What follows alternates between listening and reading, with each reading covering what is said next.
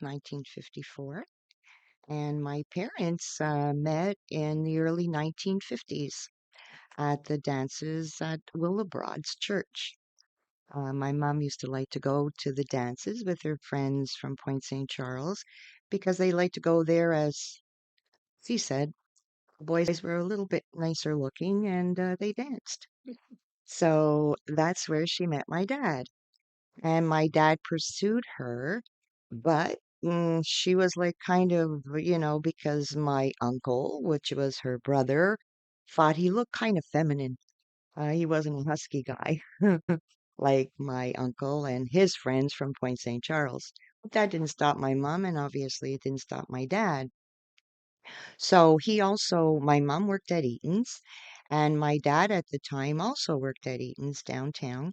And so he pursued her more there.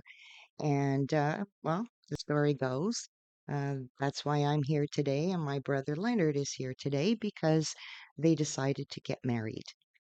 And so they lived on Woodland for a while before they moved to Arnprior. And how they got their house on Woodland was because my dad is actually from Verdun.